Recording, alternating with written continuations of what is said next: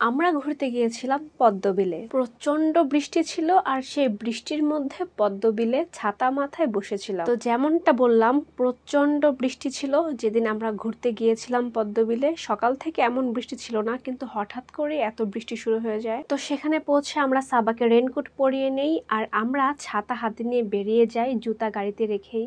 একদম মুষলধারে বৃষ্টি পড়ছিল। এখানে দেখো আরো কিছু মানুষজন আছে আর জায়গাটি খুবই সুন্দর। তারপর আমরা নৌকায় উঠে গেলাম আর নৌকাগুলো অনেক সুন্দর ছিল, সুন্দরভাবে পেন্ট করা ছিল নৌকাগুলো। যাদের বাড়ি গাজীপুর তারা হয়তো এই জায়গাটিকে চিনে থাকবে। এটা হচ্ছে গাজীপুরের কাপাসিয়া থানার কাজাহাজিতে কাতুরিয়া ব্রিজের পাশে এই বিলটি। এই বিলটিতে পদ্ম আর শাপলা একই সাথে পাওয়া যায়। এই জায়গাটাকে দেখো কত সুন্দর। এই জায়গাটাকে দেখে আমার কাছে মনে হচ্ছিল যে আমরা সুন্দরবনে চলে এসেছি। তোমাদের মনে এতক্ষণে একটি প্রশ্ন কাজ করার কথা যে পদ্ম বিলে এসেছে, কিন্তু পদ্ম আর শাপলা কই? পদ্ম আর শাপলা বাদে বাকি সবকিছুই তো আমরা দেখতে পাচ্ছি, আকাশ বাতাস বৃষ্টি পানি। এই প্রশ্নটা আসাই স্বাভাবিক, না আসাটাই অস্বাভাবিক। নৌকায় ওঠার পর থেকে আমরাও বলছিলাম কোথায় পদ্ম কোথায় শাপলা, কোনোটাই তো আমরা দেখতে পাচ্ছি না। তারপর ছোট ছোট দুই একটা শাপলার দেখা আমাদের মিলল আর এটা দেখে আমরা আমাদের মনকে শান্ত করে নিলাম। কারণ মাঝি মামা ততক্ষণে আমাদেরকে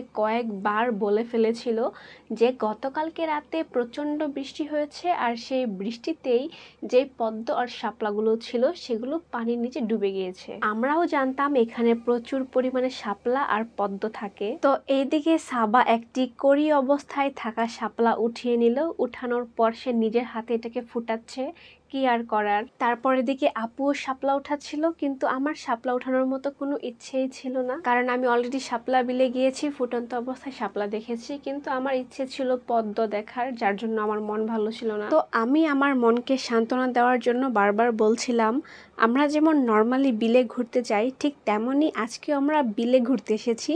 কোনো পদ্ম শাপলা বিলে না, এটা হচ্ছে একটা নর্মাল বিল, শুধু পানি। আর অবশেষে আমরা এই একটি মাত্র পদ্মর দেখা পেয়ে গেছিলাম, যা এখনো ফোটেনি। আর ওই একটা পদ্ম দেখে আমরা আমাদের চোখগুলোকে জুড়িয়ে নিয়েছিলাম। তো দেখো এখানে পদ্ম আর শাপলা পাতার কোনো অভাব নেই। পদ্ম আর শাপলা পাতায় পুরোটা বিল সম্পূর্ণ ভরে আছে।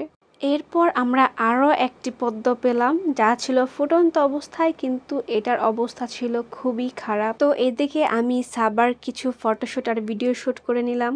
তারপর আমি আমার পাগুলো পানিতে ভিজানোর পর দেখি সাবাও তার দুটি পা পানিতে ভিজিয়ে রেখেছে। আর এরই মধ্যে আমরা চলে আসলাম একদম তীরে। আর তারপর অমূল্য রতন একটি মাত্র পদ্ম দিয়ে ভিডিও করলাম আমি। আর তারপর সাবা তার মনের আনন্দে দৌড়াচ্ছিল, আমি আমার মনের আনন্দে পা ভিজাচ্ছিলাম। তারপর আমরা চলে গেলাম খাবার খাওয়ার জন্য। আর এটা ছিল আমাদের সেই চীনা পরিচিত একটি জায়গা, মাছের হোটেল।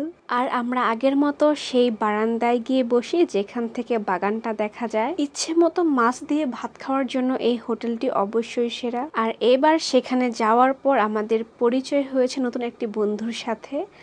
আর এই হচ্ছে আমাদের নতুন বন্ধু। মাশাল্লাহ, সে কি কিউট দেখেছো।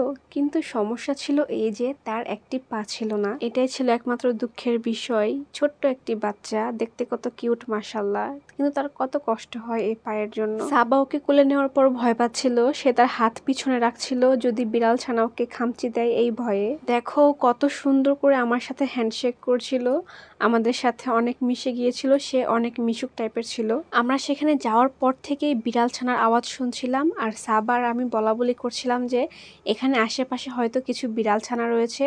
আর তার কিছুক্ষণ পরই তার দেখা পেয়েছিলাম আমরা।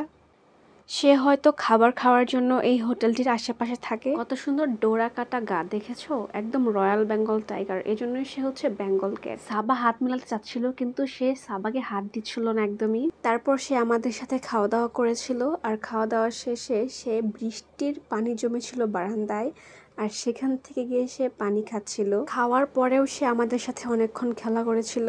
আর এখানে সাবা তার হাঁটার স্টাইল নকল করে দেখাচ্ছিল, যেহেতু তার একটি পা ছিল না। আর যেহেতু আমরা গিয়েছিলাম মাছের হোটেলে, তাই খাবার দাবারের সকল কিছুই ছিল মাছের আইটেম, বিভিন্ন প্রকারের মাছ। আর এই মাছগুলো সত্যি অনেক সুস্বাদু হয়, খেতে ভালো লাগে খুব। খাওয়া দাওয়া শেষে আমরা বাড়ির উদ্দেশ্যে রওনা হই।